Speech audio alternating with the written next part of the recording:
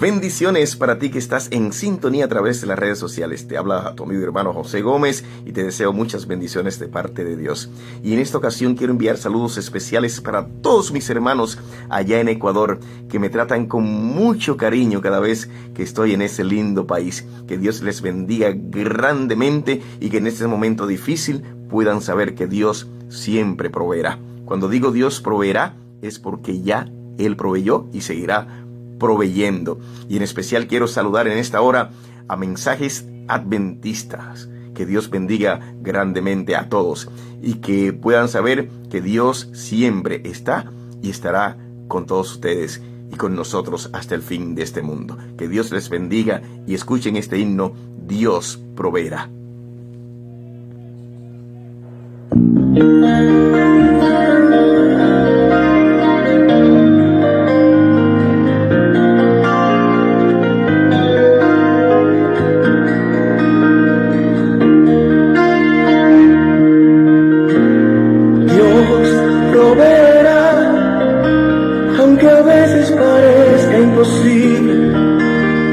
Dios proveerá, proveyó para Elías su pan. Dios proveerá, espera, Dios proveerá. El justo por la fe vivirá, y su pan jamás le faltará. Estoy seguro que Dios proveerá. Espera, Dios proveerá. Dios proveerá, aunque a veces parezca imposible. Dios proveerá, proveyó para Elías su pan. Dios proveerá, espera, Dios proveerá.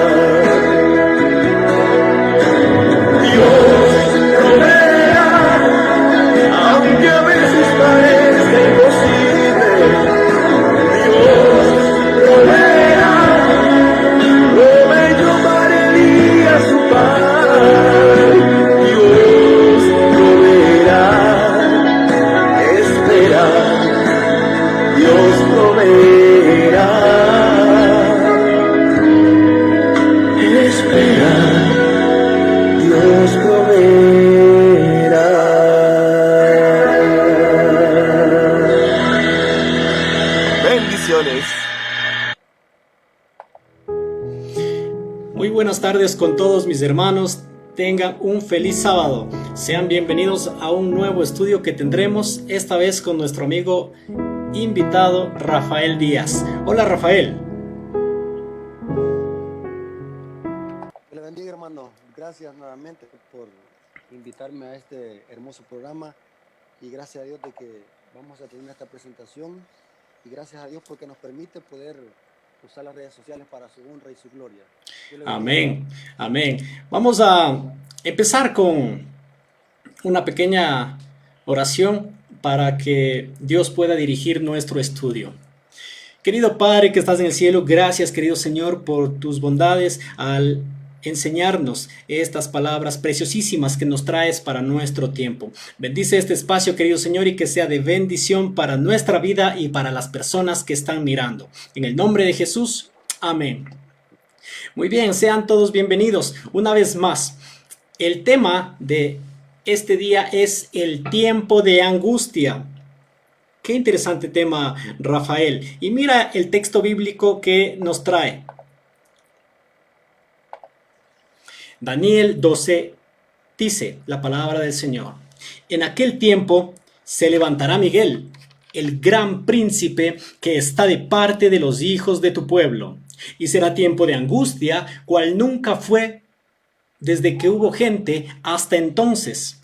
Pero en aquel tiempo será libertado tu pueblo, todos los que se hallen escritos en el libro. Así dice la palabra del Señor.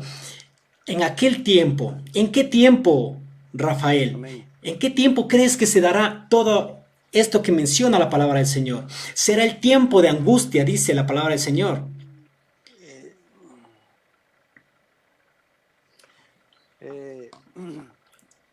Si nosotros analizamos el contexto, hermano, recordemos de que los capítulos de la Biblia no fueron escritos con números, sino que es un solo fragmento. El capítulo 11 con el capítulo 12 de Daniel deben de estudiarse unidos. Si nosotros leemos el contexto en aquel tiempo, el contexto son Daniel capítulo 11, versículo 40 al 45. Ese es el contexto, o sea, de aquel tiempo. O sea, ¿cuándo es aquel tiempo? Cuando el rey del norte plante sus tiendas sobre los mares y no tendrá quien le ayude, o sea, porque va a gobernar todo el mundo. La mayoría de teólogos adventistas están de acuerdo de que el rey del norte, mencionado en el capítulo 11, versículos 40 al 45, representa al papado como rey del norte y la revolución francesa como el rey del sur. Los versículos 40 al 45 de Daniel 11 presentan cómo el papado al final de la historia va a recobrar su poder, su supremacía que perdió durante la Edad Media y va a volver a perseguir. Por eso es que dice, plantará sus tiendas sobre los mares y no tendrá quien le ayude. Saldrá y se levantará para destruir a muchos, para matar y destruir a muchos. Ese es un fragmento que tiene que conectarse con Apocalipsis capítulo 13, versículo 3, cuando el papado se le sane la herida y va a volver a perseguir. Especialmente, ahí se menciona una parte que necesitamos conocer de que es aquel tiempo. Específicamente se refiere, no sé si se me está escuchando perfectamente bien el sonido. Ahora sí. Necesito que esto quede bien claro para los hermanos que van a escuchar eso. Sí, va. En aquel tiempo específicamente tiene que ver con el decreto de muerte que se va a dar entre la sexta y séptima plaga. El papado va a dar un decreto de muerte para extirpar a los 144,000. Es un decreto de muerte en aquel tiempo. Y cuando se dé ese decreto de muerte, Dios se va a levantar para libertar a su pueblo en aquel tiempo. En aquel tiempo se refiere cuando el papado dé su decreto de muerte para extirpar a la secta aborrecida, pero en realidad son los 144,000. Dice ahí el Espíritu Profecía que una sola noche se da el golpe decisivo para extirpar la voz disidente. Así Ahí es. se habla en eso en el conflicto de los siglos, en el capítulo, el último mensaje de Dios, o el último mensaje final de Dios. Y entonces cuando sucede eso, se levanta Miguel para libertar a su pueblo.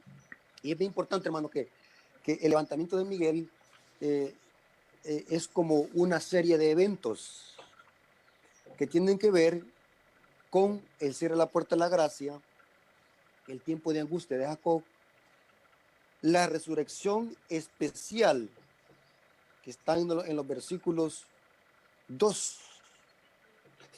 Porque cuando se dé el decreto de muerte, que va a ser entre la sexta y séptima plaga, Dios se levanta para libertar a su pueblo. El levantamiento de Miguel significa que Dios, Jesucristo, se levanta del lugar santísimo, cierra la puerta de la gracia, caen las plagas y liberta a su pueblo.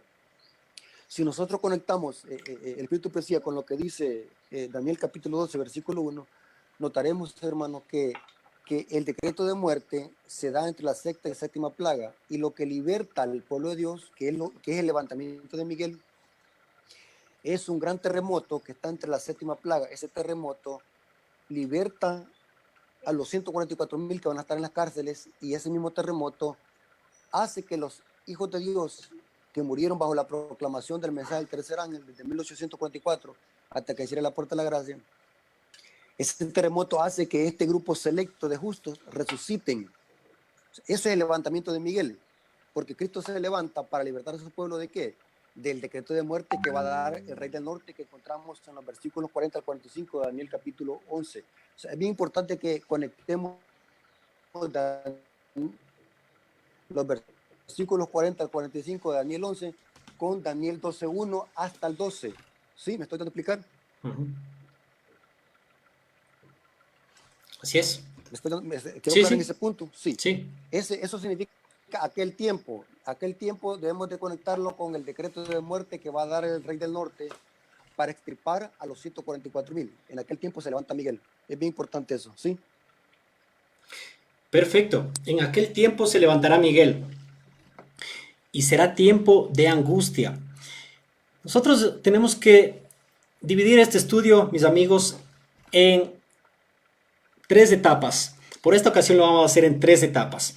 Vamos a dividir el primer tiempo, hablar sobre el tiempo de angustia previo o el pequeño tiempo de angustia. ¿Sí? La segunda etapa, casi ya la parte final, estaremos tratando sobre la angustia de Jacob. Y también vamos a tener un poco de espacio para tener respuestas a sus preguntas. Vamos a dar espacio también porque hay muchas personas que tienen inquietudes acerca de este tema. Nosotros, si analizamos todo el contexto del tiempo de angustia, amigos, notaremos que el espíritu de profecía hace referencia a 2 etapas, 2 tiempos de angustia. Llama al primer tiempo de angustia el breve o el corto o el pequeño tiempo de angustia. Pero a mí lo que me llama la atención en gran manera, amigos y Rafael, es que este pequeño tiempo de angustia será muy terrible. ¿Por qué? Habrá gente que tal vez tenga que ir al descanso. Serán esclavizados, serán torturados, serán mártires, porque si nosotros vemos en el contexto de las escrituras, menciona que están las almas debajo del altar y dice, ¿qué pasa, Señor? ¿Hasta cuándo no haces justicia y vengas a tu pueblo? Y el Señor responde algo impresionante, Rafael. Espera, porque todavía falta un poco más.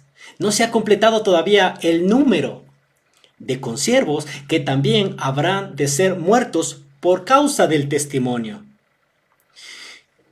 ¿Qué dificultades son las que tendrá que pasar el pueblo de Dios, Rafael? ¿Y por qué? Acordemos de que este tema, hermanos, es un tema muy profundo y estamos tocando aquí solamente los puntales, podemos decir así.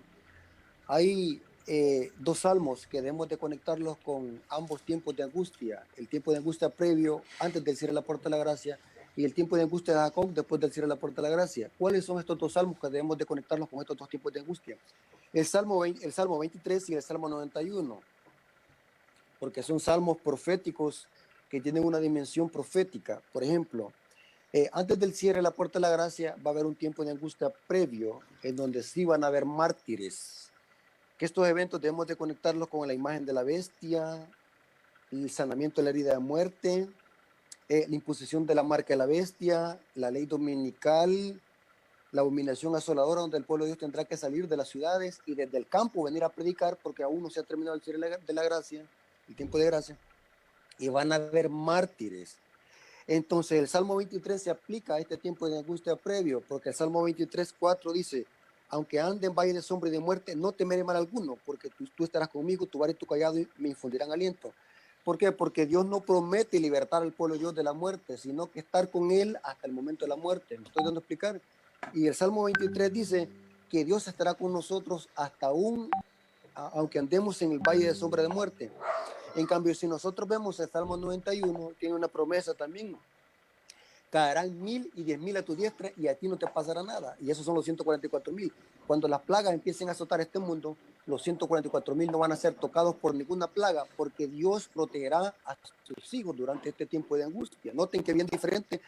Salmo 23 dice que Dios no nos promete libertarlos de la muerte, sino que estar con nosotros hasta el momento de la muerte. Aunque anda en valle de sombra de muerte, no temeré, porque tú estarás conmigo. Pero mientras el Salmo 91 dice que caerán 1000 y 10.000 a tu diestra y a ti no te pasará nada, ni plaga tocará tu morada. Eso se aplica a los 144.000. O sea, es bien importante que intentamos esto, hermano. Antes del cierre de la puerta de la gracia va a haber un tiempo de angustia previo donde van a haber mártires. Van a haber mártires, y yo les puedo dar muchas citas, la que dio usted acerca del quinto sello, donde hay un número que se complete de mártires. Hay un decreto de muerte que se da en Apocalipsis 13:5. Es un decreto de muerte donde se erige la imagen de la bestia, la unión de iglesia y Estado y el decreto de muerte. También tenemos Mateo capítulo 24, versículo 8 a 10, donde dice que seremos aborrecidos por todas las gentes, por amor al nombre de Jesús, y seremos perseguidos y seremos encarcelados y los aborreceremos unos a otros. Este es un tiempo de angustia previo. Tenemos también el mensaje de la iglesia de Mirna en Apocalipsis capítulo 2, versículo 10, que tiene una aplicación profética también. Dice así, no temas en nada de lo que vas a padecer. He aquí el diablo echará a algunos de vosotros en la cárcel para que seas probado. Tendréis tribulación, noten, por 10 días, sé fiel hasta la muerte y yo te daré la corona de vida. O sea, el pueblo de Dios tendrá que pasar por un tiempo de angustia previo donde van a haber mártires, van a haber muchos cristianos que van a morir. Hoy ya no se van a llamar valdenses ni albigenses como los cristianos que murieron bajo el poder de la Revolución Francesa por orden del papado. Hoy se van a llamar adventistas del último día, y la única razón va a ser porque exaltan los mandamientos de Dios, especialmente el cuarto mandamiento. Dice el Espíritu de Profecía que la guerra va a ser por el cuarto mandamiento, porque es el único mandamiento que se opone a la institución papal del falso día de reposo domingo. Ese va a ser el pleito. Entonces, y los que se opongan a esto van a tener que morir. O sea, aunque suena fuerte y algunos piensan que esto es como poner miedo a la iglesia, pero esto se tiene que cumplir, hermano. Ya va a haber otra Inquisición, va a haber otra Edad Media, va a haber otra persecución para los cristianos, pero hoy ya no se van a llamar valdenses ni albigenses, sino que se van a llamar adventistas, porque exaltan y proclaman los mandamientos de Dios. Y quiero recalcar un punto ahí, hermano. Recordemos de que en este tiempo de angustia previo aún no se habrá cerrado la puerta de la gracia, habrá oportunidad. Al mismo tiempo que el pueblo de Dios sea perseguido porque se va a imponer la abominación una sola hora, el pueblo de Dios tendrá que salir a las montañas, como dice en Mateo capítulo 20, versículo 15. Y desde ya dice el Espíritu Profecía en 1 Cristo que va a venir el pueblo de Dios a predicar. ¿Y para qué va a predicar? Lógico que todavía no se ha cerrado la puerta de la gracia, porque a través de esa predicación se va a llamar a los obreros de la hora undécima, que son los últimos cristianos o los últimos frutos o los últimos llamados que van a salir de las iglesias caídas que son Babilonia. Eso lo dice Apocalipsis 18:4, porque cuando se dé el fuerte pregón aún no se habrá cerrado la puerta de la gracia. Noten los eventos que están relacionados con este pequeño tiempo de angustia: la ley dominical, la imagen de la bestia, la persecución, la abominación asoladora, la ley, la marca de la bestia, la unión de iglesia y Estado, y la lluvia tardía y el fuerte pregón del mensaje de Apocalipsis 18. Es bien importante eso, hermano. Todo eso tiene que ver con el pequeño tiempo de angustia antes del cierre de la puerta de la gracia. Antes, es bien importante. Digo esto, hermano, porque hay adventistas que no conocen esto. Hay adventistas que creen de que solamente va a haber un tiempo de angustia de Jacob. No saben de que va a haber un tiempo de angustia previo antes del cierre de la puerta de la gracia. Casi nadie sabe de eso. Y los que saben de eso, hermanos, es porque hemos estudiado profecía, lo hemos profundizado. Pero la Biblia deja bien claro eso, que va a haber un tiempo de angustia previo antes del cierre de la puerta de la gracia y el tiempo de angustia de Jacob después del cierre de la puerta de la gracia. ¿Sí? En aquel tiempo de angustia previo o pequeño, como le estábamos diciendo, van a haber acontecimientos muy importantes, interesantes para el pueblo de Dios. Pero ¿cuándo es la preparación? Hoy es el día. Escogí, mientras hablabas sobre este asunto, una cita que es muy interesante, Rafael. Pues nosotros, muchos de nosotros, adventistas del séptimo día, conocedores de cierta forma, rasgos o muchas partes de esta verdad preciosísima, hemos descuidado nuestra salvación. Vivimos de una forma desordenada, pero el Señor nos dice en el conflicto de los siglos que este es el tiempo de preparación, el tiempo de gracia que se nos concede a todos, es preparación para aquel momento tan terrible. Pero ¿qué es lo que pasa con aquellas personas que han descuidado su labor para aquel tiempo? Mira lo que nos dice la sierva del Señor. Los que tardan en prepararse para el día del Señor no podrán hacerlo en el tiempo de la angustia. Mira qué importante, ni en ningún momento subsiguiente. El caso de los tales es desesperado. Los cristianos profesos que llegarán sin preparación al último y terrible conflicto confesarán sus pecados con palabras de angustia consumidora, mientras los impíos se reirán de esa angustia. Esas confesiones son del mismo carácter que las de Saúl o las de Judas. Los que las hacen lamentan los resultados de la transgresión, pero no por su culpa misma. No sienten verdadera contrición ni horror al mal. Reconocen sus pecados por temor al castigo, pero lo mismo que Faraón, volverían a maldecir al cielo si se suspendiesen los juicios de Dios. Quiere decir, amigos, que esta no es una transformación o no es un arrepentimiento sincero. Simplemente, ¿qué es lo que causa? Pedir perdón por los pecados de los, dice aquí, no de los mundanos, de los profesos cristianos. Y este es un tema que nosotros debemos poner mucho en el foco. ¿Por qué? Porque se refiere a nosotros, amigos. Están hablando de nosotros. Si tú estás viendo estos mensajes, es porque tal vez ya conoces en cierta parte algo de la palabra del Señor. Y si estás aquí por primera vez, déjame decirte que Dios tiene cuidado por aún las personas que no ha llegado su mensaje. Pero las almas que han descuidado su labor para aquel tiempo de la prueba, se encontrarán en el mismo campo. Aquí los nombra, que Esaú. Esaú, ¿qué pasó con Esaú? Si nosotros entendemos esta historia, vamos a comprender mucho. Él vendió su primogenitura, no le importó, y eso es un punto que vamos a tocar después. Y ahora solo estamos tocando a breves rasgos, porque es el previo tiempo de angustia. Vendió su primogenitura. ¿Qué significaba esto? El primogénito era consagrado al Señor. A él no le importó, desechó eso. Vendió su primogenitura, no le importó las cosas del cielo. Dice aquí otra referencia, otro personaje que hizo aquí hincapié, Judas. Mira qué importante. Judas dice, el deseado de todas las gentes, del capítulo 53 me parece que es, dice que Judas amaba al Señor, se gozaba en las verdades que él enseñaba y consideraba su enseñanza más que ninguna otra. Pero no rindió su corazón al Señor, a contrario de lo que hizo Juan. Y finalmente aquí nos da el último personaje, Faraón. Dice que si estos cristianos no vieran todo lo que está pasando a su alrededor en aquel tiempo de angustia, incluso llegarían a maldecir al cielo. Entonces no es un arrepentimiento genuino. Hoy se nos está dando un tiempo para que nosotros meditemos, Rafael, para que estudiemos estos temas muy importantes para nuestra vida. No dejemos pasar aquel momento. Vivamos pidiendo a Dios la sabiduría que Él da y consagrémonos a su camino. ¿Qué otra cosas se nos puede recomendar para este tiempo, para llegar a aquel tiempo previo de angustia, Rafael, y ser vencedores?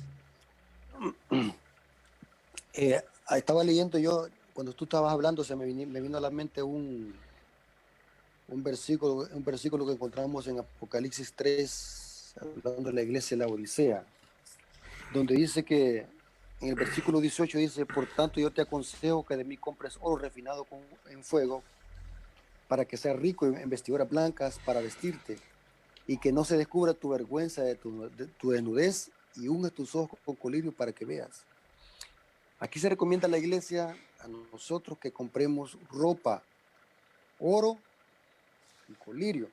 Pero me llamó la atención que dice que compremos ropa para no andar desnudo. Y fíjate que en Apocalipsis solamente hay otro versículo donde se usa el mismo modismo. Es Apocalipsis 16, versículo 15. Nota cómo dice. Y esto el Espíritu Precioso lo relaciona con el cierre de la puerta de la gracia. Nota cómo dice. Apocalipsis 16, 15. He aquí yo vengo como ladrón. Bienaventurado el que vela y guarda sus ropas, para que no ande desnudo. Y dice, y vean su vergüenza.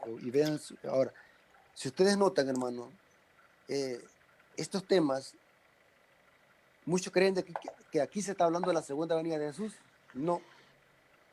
Nosotros conocemos de a qué se refiere este versículo. Venir como ladrón se refiere a la forma sorpresiva en que se va a cerrar la puerta de la gracia. Y a muchos adventistas los encontrará desnudo. ¿Qué representa la palabra desnudo en profecía? Representa no estar vestido con la justicia de Cristo, no estar vestido con el manto de justicia de Cristo. En otras palabras, a muchos adventistas, este tiempo de angustia previo los va a sorprender. ¿Por qué razón? Porque no tienen la justicia de Cristo. En otras palabras, no tienen el carácter de Cristo. Eso significa en profecía andar desnudo. Y eso se conecta con el cierre de la puerta de la gracia, que es lo mismo, venir como ladrón. La palabra venir como ladrón representa la forma sorpresiva en que se va a cerrar la puerta de la misericordia sobre este mundo. En otras palabras, hermanos, quienes van a ser sorprendidos no van a ser los mundanos, porque ya sabemos que los mundanos andan perdidos sin Dios y sin esperanza, y ellos van a tener un juicio diferente al de nosotros. Entonces, esta advertencia más que todo es para nosotros, y nosotros, dice el Espíritu Precioso, que debemos de velar y cuidar para que nosotros, cuando suceda eso, estar vestidos con la justicia de Cristo y así poder entrar a la boda del Cordero. Que la boda del Cordero es otro tema, hermano, otro tema muy profundo. La boda del Cordero, hermano, es el evento en que el Padre le quita la vestidura sacerdotal a Cristo y le pone la real. Ese cambio de ropa, el Espíritu Precioso le llama la boda del Cordero. Pero antes de la boda del Cordero hay un examen, eso ya es el juicio investigador, nosotros conocemos eso. Y en ese proceso del juicio investigador, que es una tipología al día de la expiación, debemos nosotros hacer ese telar. O sea, Dios nos cose un telar, una tela, un vestido, y nosotros aquí en la tierra tenemos que vivir de acuerdo en santidad para que nosotros podamos ser dignos de vestir ese traje de boda y poder entrar a la boda del Cordero, que es la justicia de Cristo. O sea, imagínense, hablar de este tema, hermanos. Alrededor de este tema hay otros temas que son de vital importancia cuando estudiamos la profecía.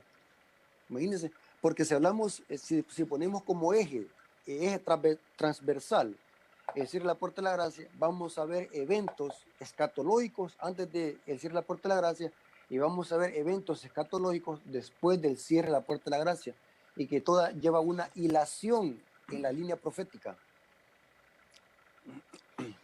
Es interesante que muchas personas, Rafael, al llegar a este tiempo, no van a comprender en dónde están situados. No sé si tú recuerdas la historia de Jesús. Las personas que predicaban acerca del Mesías, los líderes de aquel movimiento religioso, no comprendieron cuando ya llegó la hora. Es posible que nosotros podríamos llegar a ese estado. ¿Qué crees tú? La historia se repite. todo es igual, hermano. En los tiempos de Cristo, hermano, en la nación judía se le terminó el tiempo de gracia en el año 34 como nación. ¿Pero por qué? Ellos no se dieron cuenta que Dios la había rechazado Claro. como nación, no como persona. Y la razón es por falta de preparación y por no aceptar al Mesías en su vida. El pueblo de Israel, por una mala interpretación de la Biblia, error de simiente de Abraham y otras cosas ahí que malinterpretaron, ellos llegaron a confundirse, a modo de cuando vino Cristo, los rechazaron y no tuvieron ese conocimiento que los llevaría a la preparación de este tiempo que estaba para ellos limitado, porque habían 70 semanas para tu pueblo. Ujú. 70 semanas terminaron en el año 34, pero muchos judíos no entendieron esto, pues, no lo entendieron. ¿Por qué? Porque rechazaron el Mesías. Interesante eso. Aunque hubo un cierre de la puerta de la gracia para ellos, es bien importante eso. Para el pueblo gentil quedó abierta la puerta de la misericordia. Exacto, exacto. Y a propósito de eso, yo encontré algo en el conflicto de los siglos que decía que así también las profecías nos anuncian el porvenir con la misma claridad con que Cristo predijo su propia muerte a los discípulos también. Mira, los acontecimientos relacionados con el fin del tiempo de gracia y la preparación para el tiempo de angustia han sido presentados también con claridad. Pero hay miles de personas que comprenden estas importantes verdades de modo tan incompleto, como si nunca hubiese sido reveladas. Satanás procura arrebatar toda impresión que podría llevar a los hombres por el camino de la salvación, y el tiempo de angustia no los encontrará listos. Satanás está procurando nublar nuestra mente de estos temas importantes. ¿Por qué? Hay gente de muchas iglesias que dicen, tú no tienes que prepararte para la crisis. ¿Por qué? Porque Cristo vendrá antes, nos raptará a su iglesia y no tendremos que pasar por la tribulación, por estos momentos de angustia. Mis amigos, la palabra del Señor es muy clara. ¿Qué es lo que fue? Lo mismo que será. Nosotros tendremos que estudiar estos temas. Y la sierva del Señor recomienda y dice, estúdiese, les recomiendo yo que estudien la época de los discípulos y del Pentecostés. ¿Qué es lo que sucedió un poco antes de que caiga el Espíritu Santo y qué es lo que sucedió después? Muchas personas no les encontró preparados, otros incrédulos. A lo que se hace referencia o semejanza al fin del tiempo, en los trabajadores de la hora undécima vendrán a ocupar las filas de muchos cristianos, conocedores de estas verdades. En el tiempo de los discípulos, aceptaron muchas personas el mensaje, pero ¿qué vino como consecuencia? Persecución. ¿Sí? Entonces nosotros tenemos que abrir nuestros ojos para saber lo que viene. Dice en este mismo capítulo de el tiempo de angustia, en eventos de los últimos días y en el conflicto de los siglos, acerca de los engaños, porque se está dando algo. Nosotros tenemos que recordar, amigos, que cuando empiezan a caer los sucesos finales, los eventos finales, viene uno tras otro. Es inmediato. Mientras cae el Espíritu Santo, se derrama, el pueblo predica el fuerte pregón, comienza el tiempo de angustia, caen las 7 plagas, todo es inmediato. Si nosotros no tenemos una fe firme en el Señor, dice las Escrituras que el diablo tratará de engañar, si fuere posible, aún a los elegidos. En aquel tiempo vendrá el mismo Satanás y tratará de hacer milagros por donde quiera y engañará, y esa será también una angustia grande para el pueblo, porque los que realmente se aferraron a Dios como Jacob se hizo del ángel, sabrán que ese no es el Señor a quien han estado esperando, porque dice la Escritura, y ellos me conocen mi voz, porque yo soy su pastor.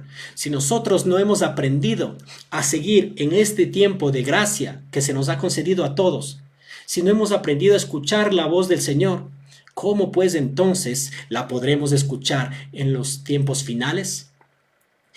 Yo creo que hasta aquí podemos llegar a topar el tiempo de angustia previo, pequeño.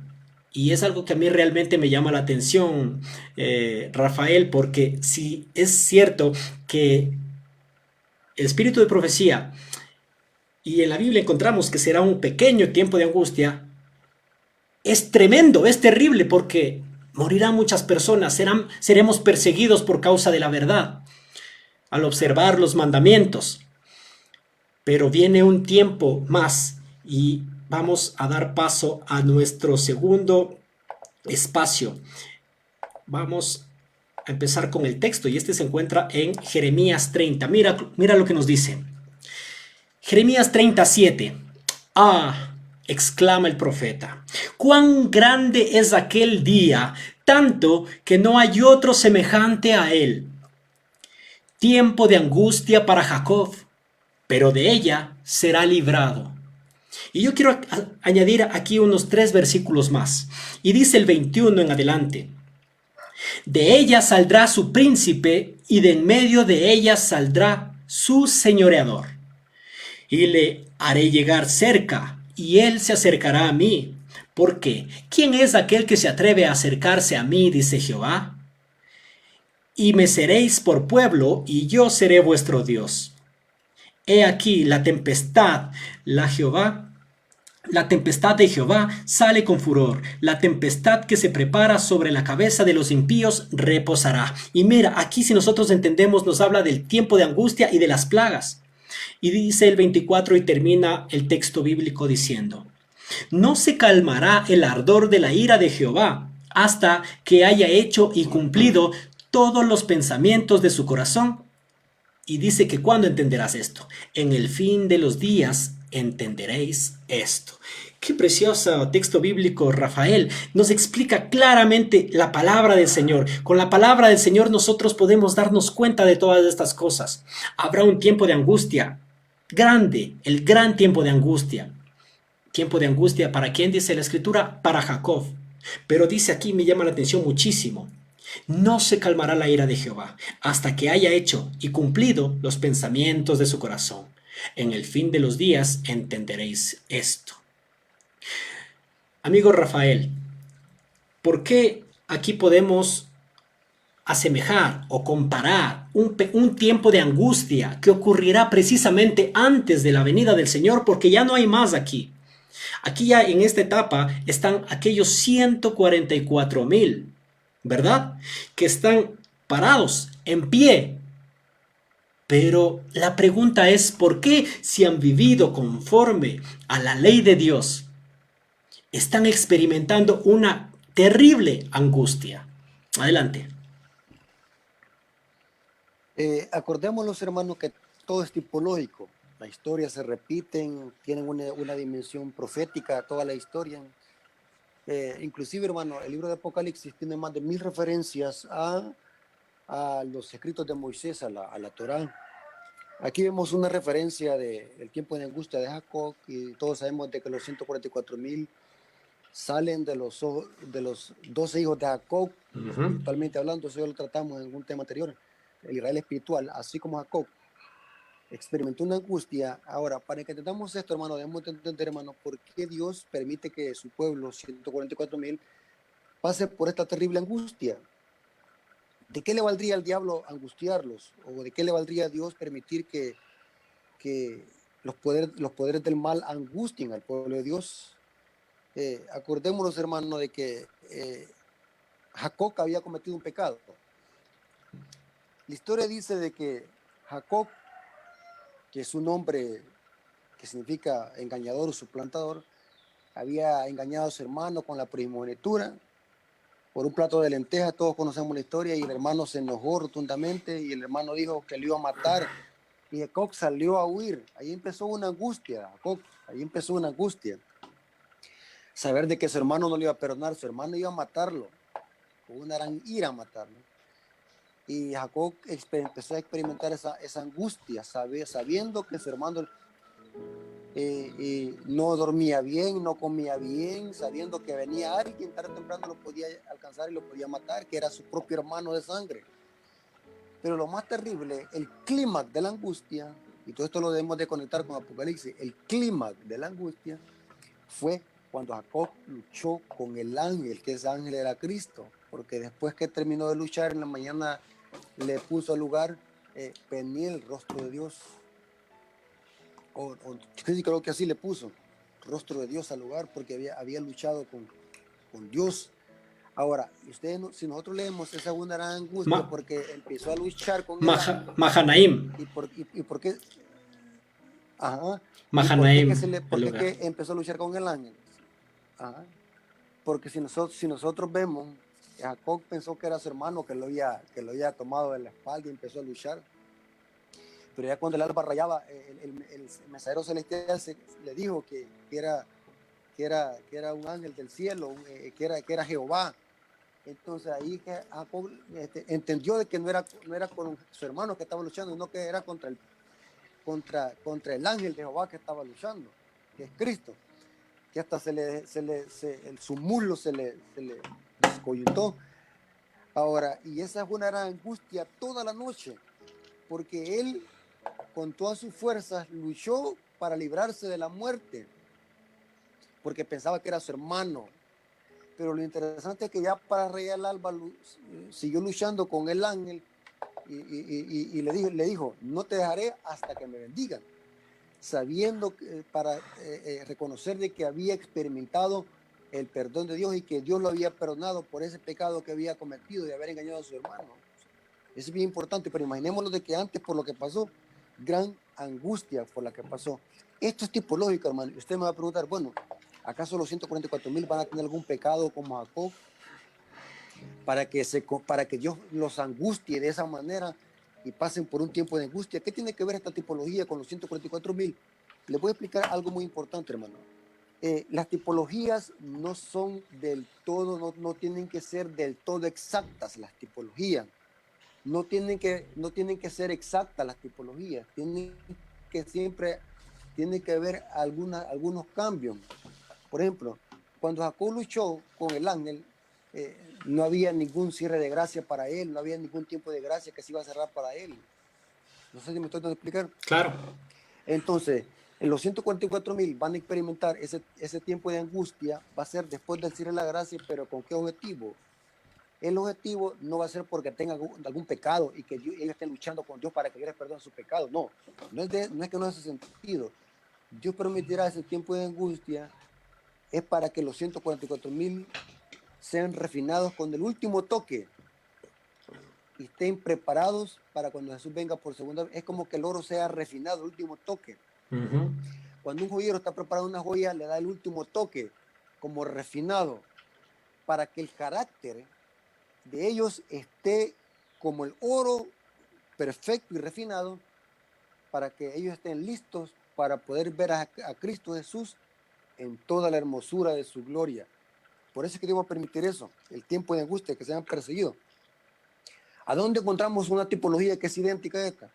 Si nosotros nos acordamos, Noé, después de que entró al arca, pasó 7 días adentro del arca. Ese fue un tiempo de angustia para Noé.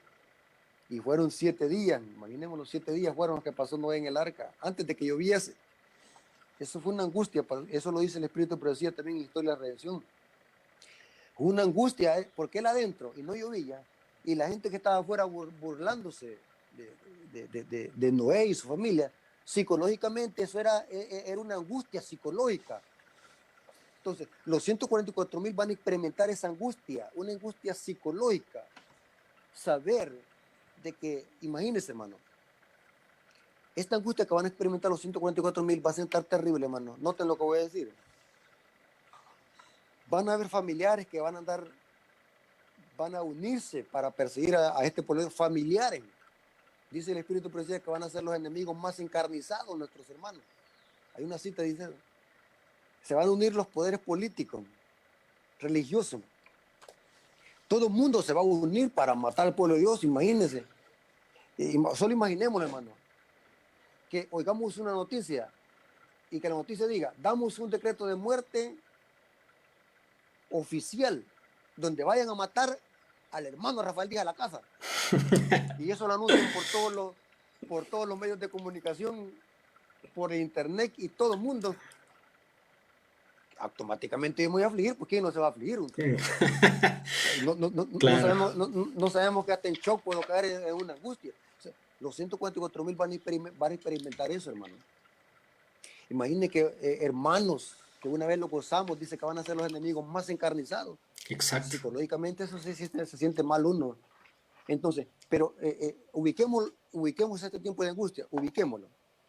Ahora, es bien importante, hermano, que el tiempo de angustia de Jacob inicia después de decir la puerta de la gracia, cuando caen las plagas y cuando haya terminado la proclamación del mensaje del tercer ángel, ¿sí? Así es.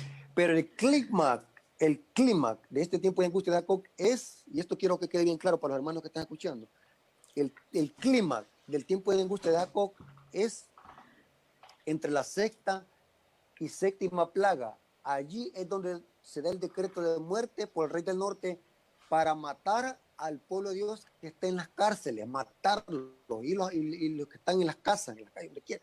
O sea, todos aquellos que guardan el sábado. Ahora, la pregunta es, bueno, ¿y cómo el Vaticano me conoce a mí? ¿Cómo el Vaticano conoce a los hermanos? Aquí es donde los hermanos que apostaten de la fe van a actuar en confraternidad con estos sistemas.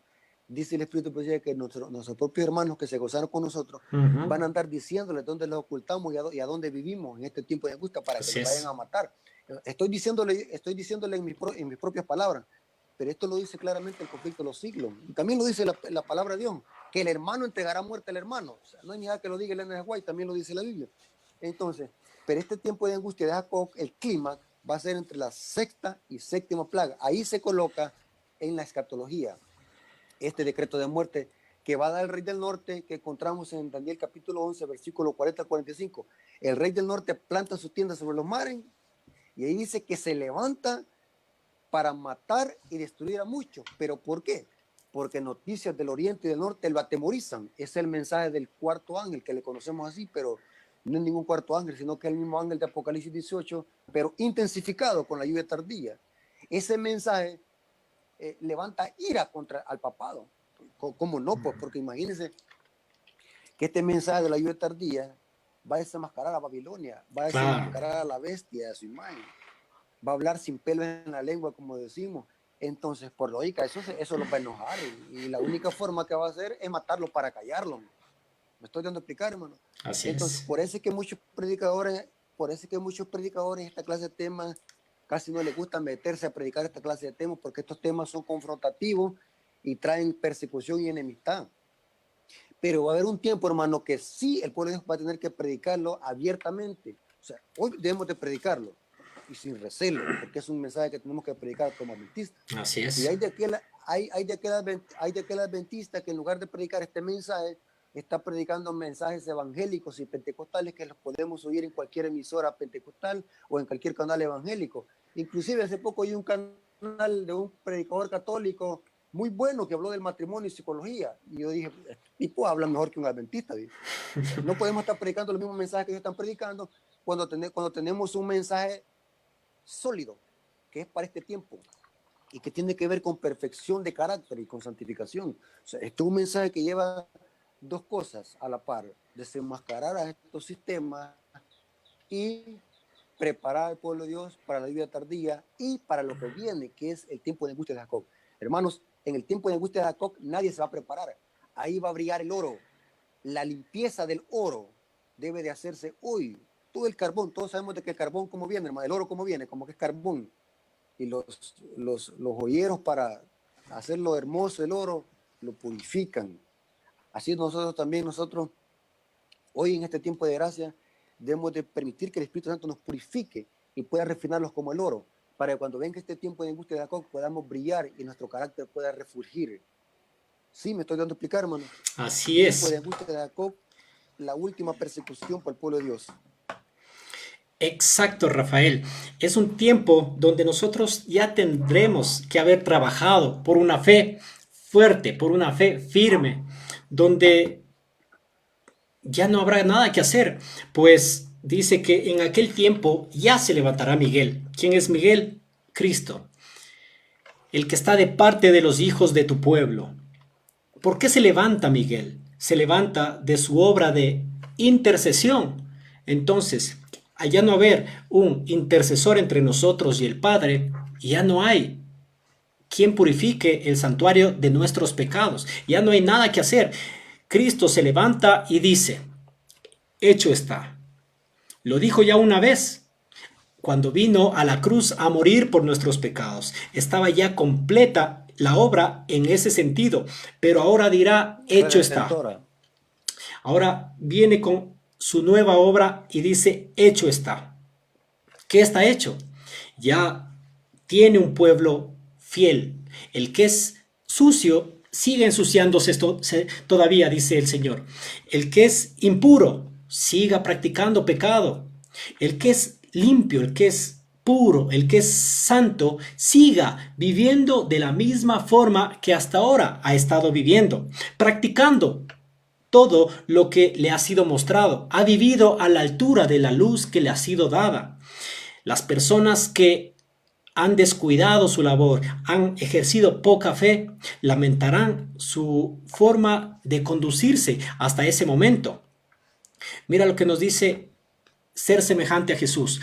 Los tiempos de apuro y angustia que nos esperan requieren una fe capaz de soportar el cansancio primero. La demora, por eso es la angustia. Tiempo, hay que tener una, aquí está, ¿qué cosa? La paciencia de los santos. Y el hambre.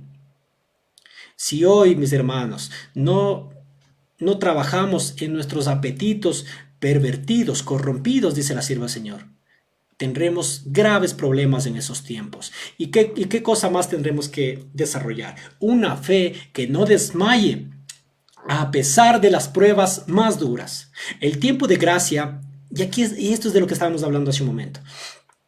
El tiempo de gracia les es concedido a todos, con el fin de que se preparen para aquel momento. ¿Para cuál? Para el tiempo de angustia. Jacob prevaleció porque fue perseverante y resuelto. Su victoria es prueba evidente del poder de la oración importuna. Nosotros ya leímos en un tema anterior que no importunamos a Dios, pero Él quiere que lo importunemos. Y Él dice, todos los que se aferren a las promesas de Dios, como lo hizo Él, y que sean tan sinceros como Él lo fue, como ¿quién? Como Jacob, tendrán el buen éxito como Él. Los que no están dispuestos a negarse a sí mismo, a luchar desesperadamente ante Dios y a orar mucho, con empeño para obtener su bendición, no lo conseguirán. Y esto es algo que me llama la atención muchísimo. Los que no están dispuestos a negarse a sí mismos, en aquel tiempo de dificultad, de prueba y de angustia, no lo conseguirán. Aquí dice, no dice algo que yo me estoy inventando. No dice que tal vez lo consigan. Y esto es lo triste, mis hermanos. Por eso nosotros tenemos que entender estos temas para abrir nuestra mente y nuestro corazón, entregárselo a Dios. Porque si nosotros hoy no hacemos caso del consejo que Cristo nos dio, el que quiere venir en pos de mí, ¿qué cosa dijo? Tome su cruz. Niéguese a sí mismo y sígame. ¿Es fácil eso? Pregunto Rafael. ¿Es fácil negarse a uno mismo? ¿Es fácil luchar contra el yo? ¿Qué dices? Humanamente, hermano, humanamente es imposible eso, humanamente, pero con la ayuda de Dios sí se puede. Cristo dijo, tomad mi yugo sobre vosotros y aprended de mí que soy manso y humilde de corazón, dice, y hallaréis descanso para vuestra alma. Con la ayuda de Dios, hermano, nosotros podemos vencer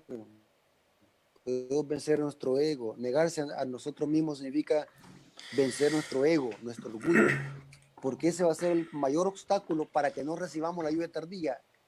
Tenemos que vaciarlos, porque los discípulos fueron vaciados del ego. Así es. En el aposento alto, fueron vaciados para que ese mismo vaso estuviera lleno. Dice que fueron llenos del Espíritu Santo. Y solamente algo vacío puede volverse a llenar. Es lo mismo, hermano, nosotros.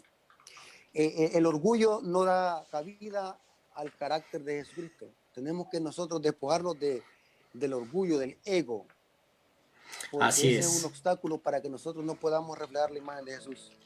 Muy bien, mis hermanos, estamos llegando a la parte final ya de nuestro estudio, ha pasado el tiempo y ahora queremos dar paso a un par de preguntas que veo aquí en vivo. Nos dicen, eh, David Fernández, bendiciones hermanos. ¿De dónde salen esos 144,000? Dice.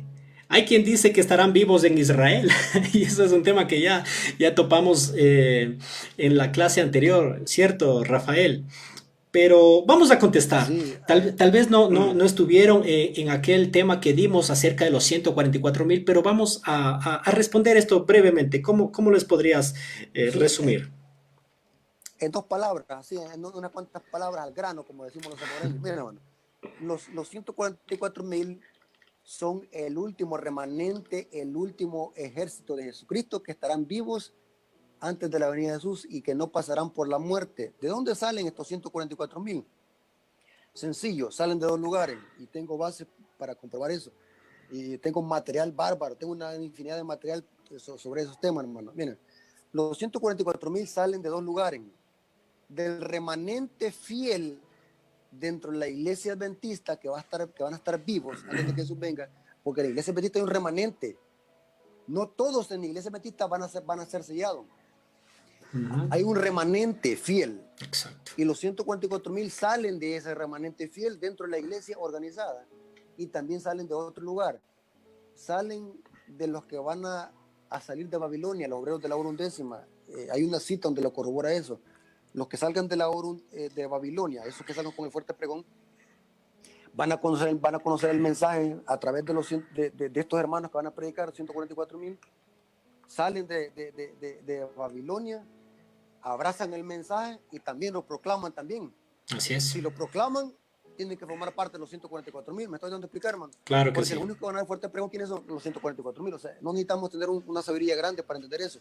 Los 144,000 es un número simbólico que representa al último remanente o al último ejército de hijos de Dios vivos que no van a morir y que van a pasar sobre el tiempo de angustia de Jacob. Exacto. ¿Puedo explicar? Y Sí. van a salir de estos dos lugares, de la iglesia organizada y de Babilonia. Muy bien, Rafael. Es un resumen más o menos de lo que tratamos en la vez anterior, ¿cierto? Y también cabe mencionar aquí y les recomiendo esto acerca de lo que habló Rafael, acerca del gran movimiento que saldrá de Babilonia y que vendrá a nuestras filas a predicar la verdad. El mensaje de los tres ángeles se encuentra en el capítulo 59, me parece que es el del conflicto de los siglos, el mensaje final de Dios. Tremendo capítulo, Rafael. Nosotros deberíamos tener en la mente ese estudio. Hay otra que nos dice aquí, Karen Núñez, esta preparación es reflejar el carácter de Cristo en nosotros. Como dice la siguiente cita, en la parábola todas las vírgenes salieron a recibir al esposo. Todas tenían lámparas y vasijas para aceite. Por un tiempo parecía no haber diferencia entre ellos. Tal ocurre con la iglesia que vive prácticamente antes de la venida de Cristo. ¿En qué tiempo estamos escatológicamente? Es la pregunta.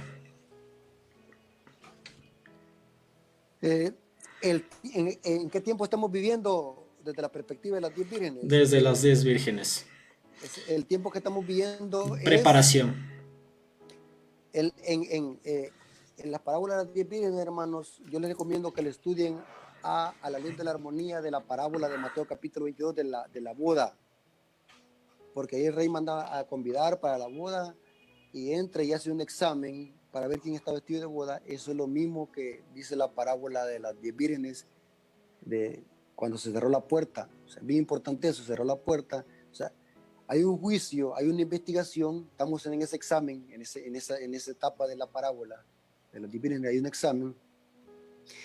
Y en ese examen se tiene que comprar aceite, no tiene que acabarse el aceite que representa el Espíritu Santo. Ya que la hermana mencionó la parábola de las 10 vírgenes, hermano, hay algo muy, muy importante ahí, hermano. La parábola de las 10 vírgenes representa el estado en que vivirá la iglesia antes de la venida de Jesús. Mejor dicho, antes de que cierre la puerta de la gracia. O sea, la parábola de las 10 vírgenes se debe interpretar desde la perspectiva del juicio investigador y del cierre de la puerta de la gracia. ¿Por qué razón?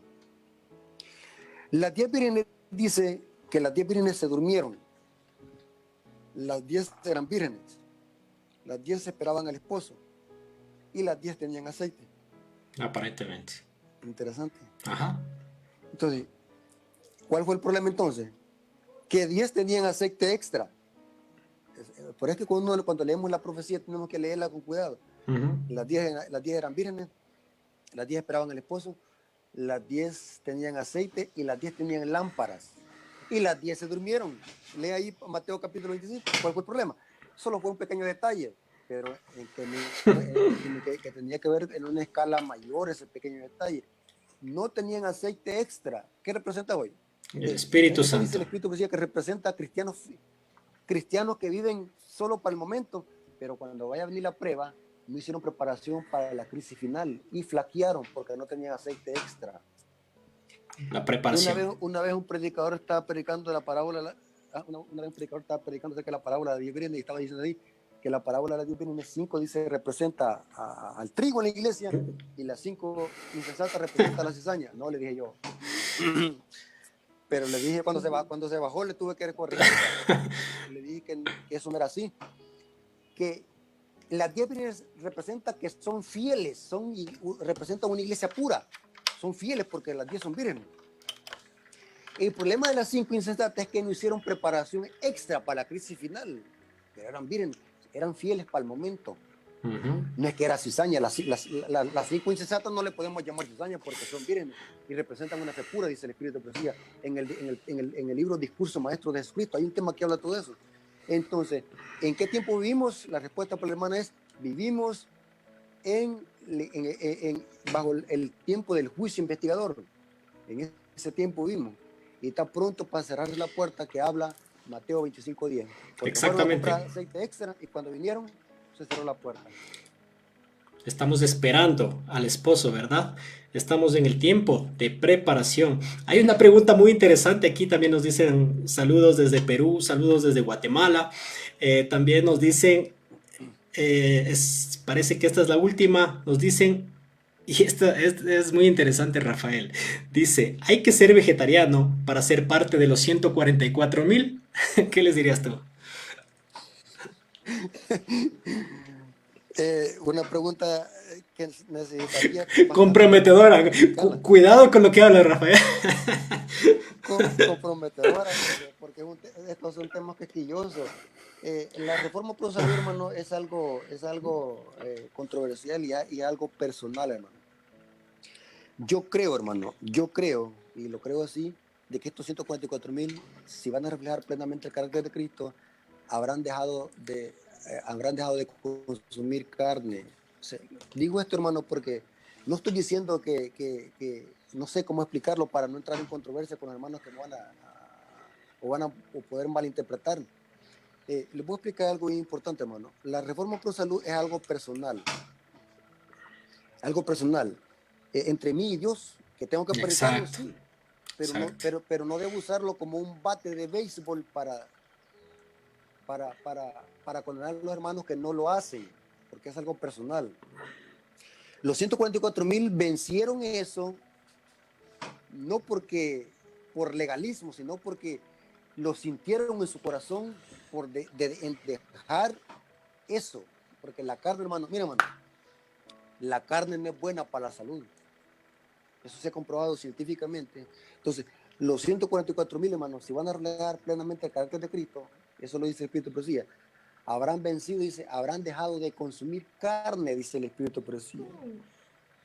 Ahora, es bien importante que entendamos eso, hermano. O sea, para que no se me vaya a malinterpretar, o sea que el problema es quizás cómo se presenta algunas veces este tema, hermano. Muchos hermanos lo usan como un bate de béisbol, condenan a otros, pero ¿saben algo, hermano? Yo conozco hermanos que son plenamente veganos, pero no lo andan gritando.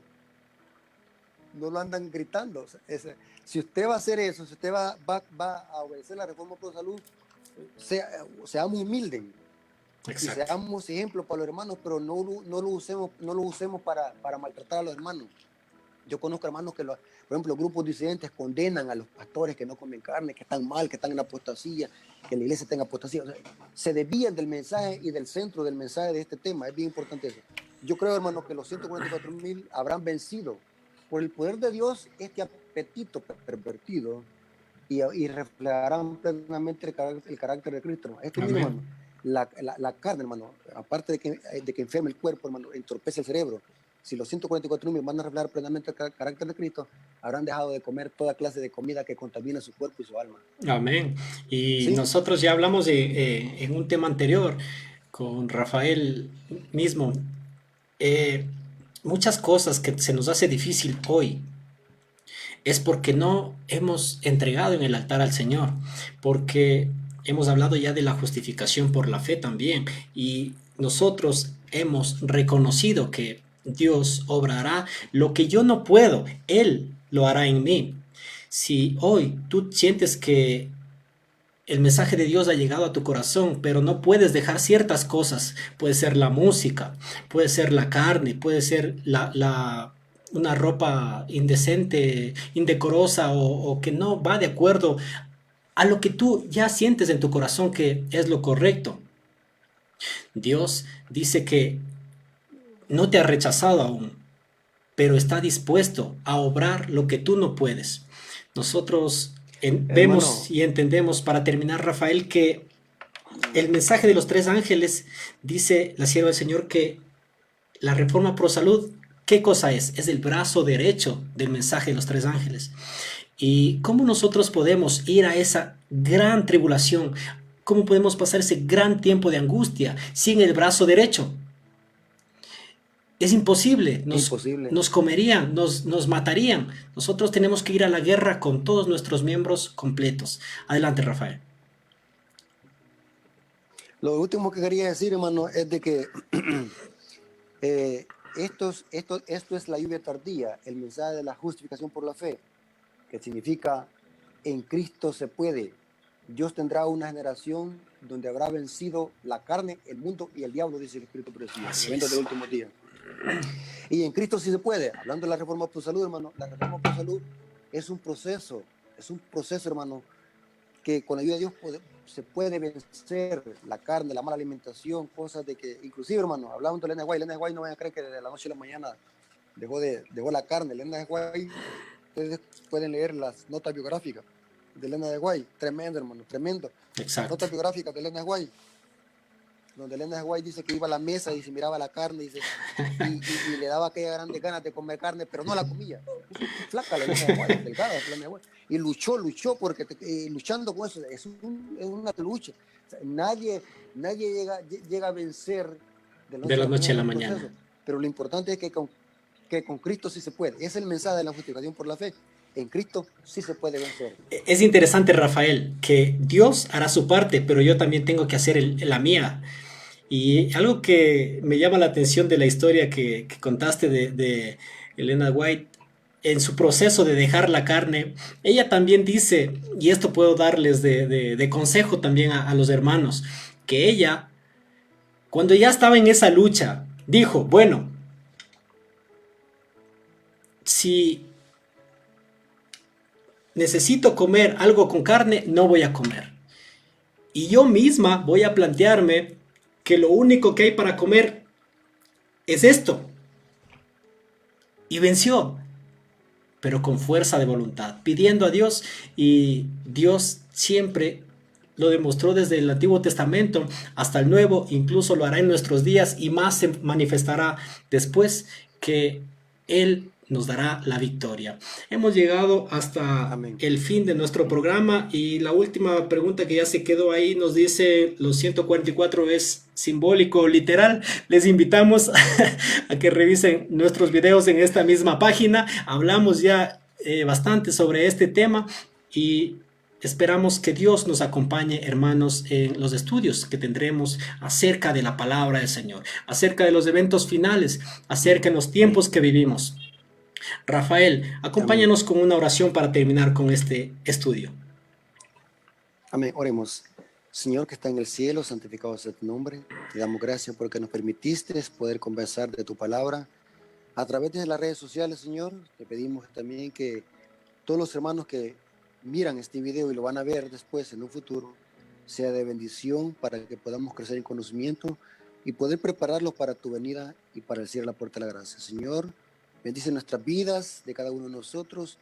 Ayúdanos, Señor, a vencer nuestras debilidades, nuestras luchas y poder triunfar en tu nombre. Te lo suplicamos y lo agradecemos en el nombre de Jesús. Amén.